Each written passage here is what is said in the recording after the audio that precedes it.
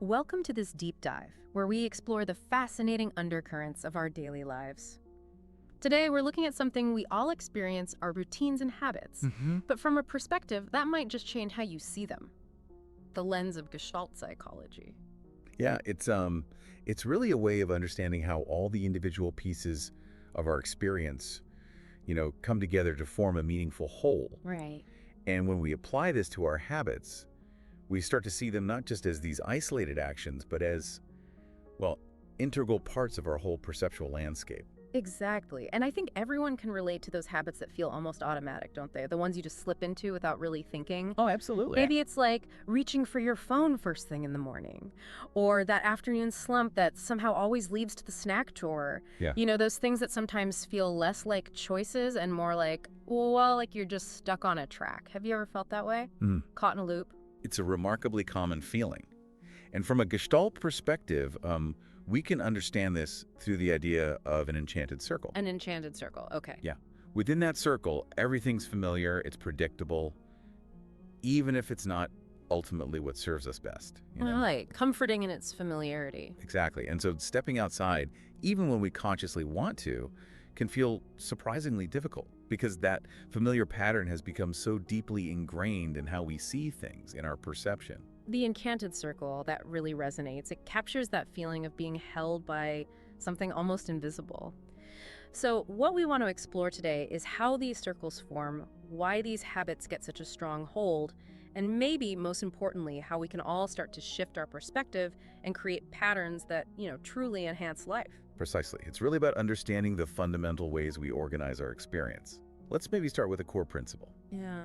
The organization of figure and ground. Okay, figure and ground. For listeners, maybe think about it like looking at one of those optical illusions. That's a good way to think about it. Where what you see as the main image, the figure can suddenly shift. And what with the background becomes the new focus. How does this connect to our habits? Well, think about a destructive habit. Let's say eating when you're feeling stressed. Okay, common one. Very. In that moment, the act of eating becomes the figure. It's the central point of your attention because it offers a sense of immediate relief, right? A temporary feeling of closure. Ah, okay. But the underlying stress, the actual issue that's prompting it, that kind of recedes into the ground, goes unnoticed, unaddressed. So the habit jumps out at us because it promises something easy, a quick fix, while the more meaningful stuff, like actually dealing with the stress, stays hidden in the background, even though that's what we really need. You've got it. And what's fascinating, or maybe a bit tricky, is that many of these habits actually start out as helpful strategies. Yeah. That comfort food might have genuinely been a source of solace at some point. Sure, yeah. But over time, the context changes. Maybe our needs evolve, and that once helpful behavior can become rigid, limiting. Essentially, a kind of cage built out of repeated actions. And as these habits become the main figure in our lives, does that actually change how we see everything else? Does it, narrow our focus? Absolutely. Our perception isn't just a passive recording of the world, it's an active process. We select, we organize, and we tend to focus on what feels most salient or most immediately rewarding. Right. The quick hit. Exactly. So destructive habits, by constantly offering that quick reward, can really narrow what we call our field of awareness. So it's like our mental spotlight gets kind of fixed on the habit, and other possibilities, healthier ways to cope, maybe more fulfilling activities, they just fade into the periphery. Harder to see, harder to even think about. Like imagine walking through a really dense forest with just a narrow flashlight beam. You stick to the path, Yeah. and you completely miss all the other potential paths or interesting things just outside that beam. That's a perfect analogy. Our ingrained habits act just like that tunnel vision, keeping us on these familiar mental paths, even when those paths, well, they don't serve us anymore. Okay.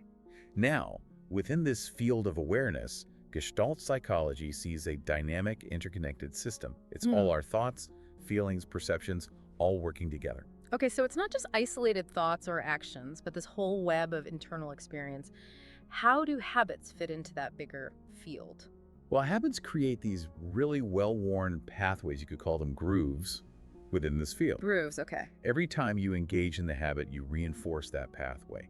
It makes it more likely your attention will just flow down that same route next time. Ah, I see. And this just further narrows your awareness, limiting your access to a wider range of experiences, different responses. It's like a river carving a deeper and deeper channel over time, isn't it? Making it harder for the water to flow anywhere else. Precisely.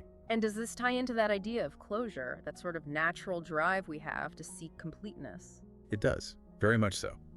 Destructive habits often exploit this drive.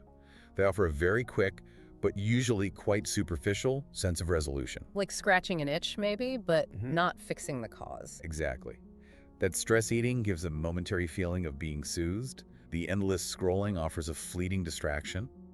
But because these resolutions are shallow, they don't actually address the underlying need. Right. The feeling of incompleteness just returns, and the cycle repeats, strengthening the habit each time. Now, there's also this concept you mentioned, isomorphism. That sounds complex. What's that about?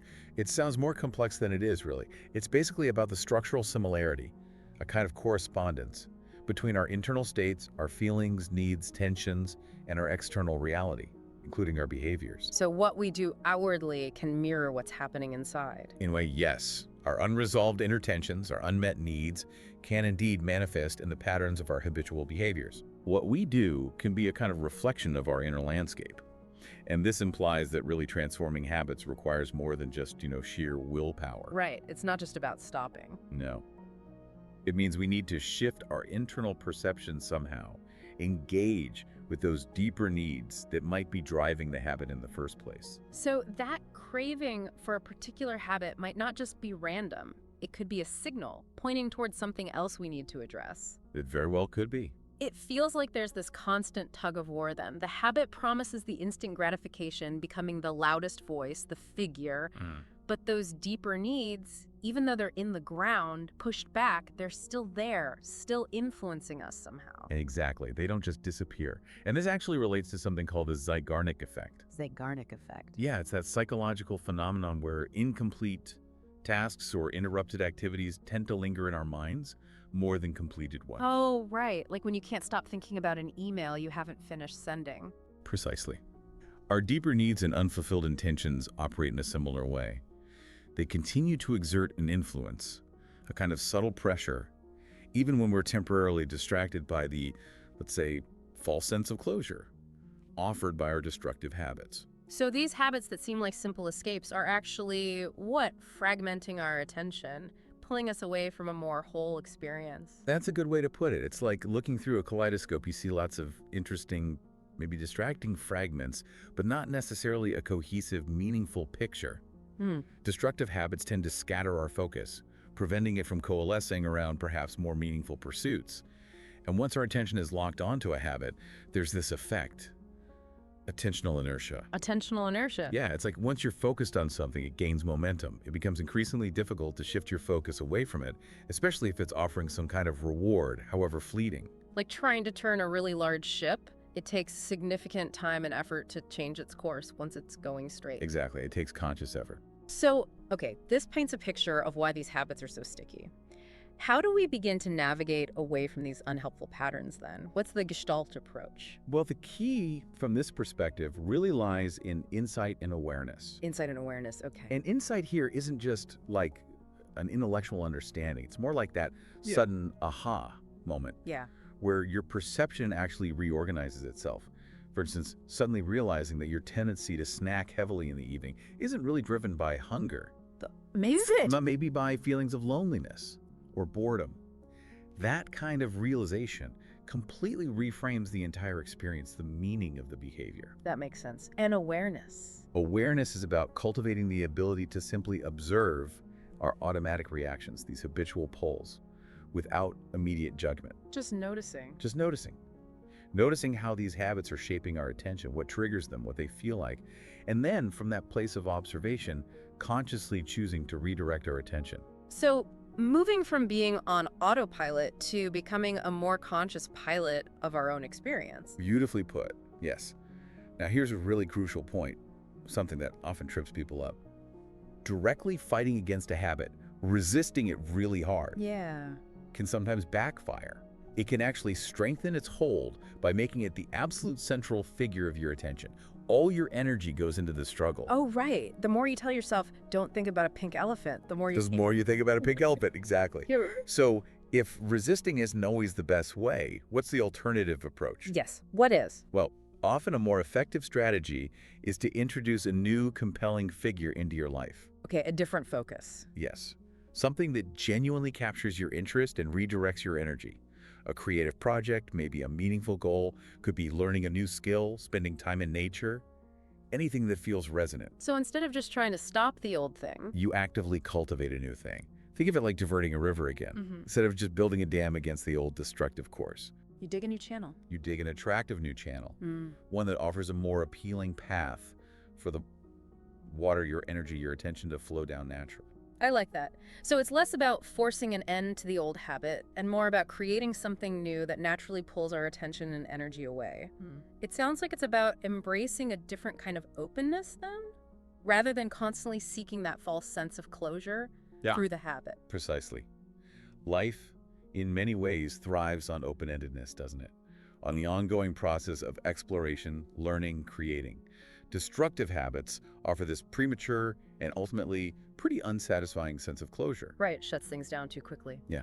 True wholeness, true satisfaction often comes from engaging with our underlying needs in more authentic, more creative ways. So that urge to endlessly scroll, maybe reframe it. Perhaps it's actually a yearning for connection or for intellectual stimulation or even just for a different kind of rest. Recognizing that possibility opens up a whole world of more fulfilling options than just the screen. And that leads really nicely into this powerful idea of transforming that habitual energy into creativity. You're saying even habits we think of as negative might contain some kind of raw energy. I believe so, yes. A drive, perhaps misdirected, but still a form of energy. Like curiosity or a desire for connection or even just raw physical energy. Absolutely. And we can think of creativity here not just as, painting or writing poems. Right, not just art. Not just art in the narrow sense, but as a fundamental mode of being, a way of transforming our base instincts, our desires, our tensions into something new, something constructive. Okay. And that principle of isomorphism comes back here. We can often find creative outlets that address the same underlying needs that our destructive habits were trying, clumsily perhaps, to satisfy. But in a way that actually nourishes us instead of depleting us. Exactly. Like instead of stress eating, maybe engaging in the creative act of cooking a really delicious mindful meal. Ah, I see. Addressing the need for comfort or control, maybe, but constructively. Precis- It feels like this shifts things almost philosophically, moving from seeing freedom as just like the absence of any structure to understanding freedom as the ability to consciously create our own structures, our own patterns. That's a very insightful way to put it. Habits then become tools. They're not inherently bad. They only become problematic when they become rigid, automatic, when we're no longer the ones consciously wielding them. When the tool starts using us, maybe. Yeah, that's a good way to think about it. Consciously chosen habits, creative habits, can actually expand our possibilities, provide a supportive structure for growth. But it does require us to take responsibility for shaping them, for tending to them. Right. It's not passive. Not all. And this whole process, this transformation, it isn't really a one-time event, is it? It's more like, well, instead of that fixed enchanted circle, maybe think of it as an ongoing journey, perhaps an ascending spiral of personal evolution. An ascending spiral. I like that image much better than a circle. Me too. Because old habits, old patterns, they might resurface from time to time. That's human. Sure, stress happens, life happens. Exactly. But each time they do, if we're aware, we have a new opportunity. A chance to understand them a bit more deeply, maybe respond differently this time, continue that upward spiral. So as we kind of draw this conversation towards a close, it really seems that our habits, even the ones we really struggle with, are actually expressions. Expressions of who we are or perhaps who we've been at a given moment. Expressions of our current gestalt, you could say. Right. And by consciously engaging with them, by understanding this interplay of figure and ground in our own experience, we actually have the power to, well, to rewrite our own stories. One intentional action, one shifted perception at a time. Indeed. It puts a locus of control back with us, doesn't it? And it invites us, I think, to consider a really interesting question. What happens when the very act of shaping our routines, our daily patterns, becomes a form of creative expression itself? When repetition leads not just to efficiency or even stagnation, but maybe to revelation, to deeper levels of self-understanding. That's a really powerful thought to sit with when routine becomes art. Wow. Oh. And with that, I'd really encourage everyone listening to continue their own deep dive, perhaps, into the figure and ground of their own lives. What are you focusing on? What's in the background? Yeah. What will you choose to bring into focus next, now that you maybe have a deeper sense of the creative potential held within your daily pattern?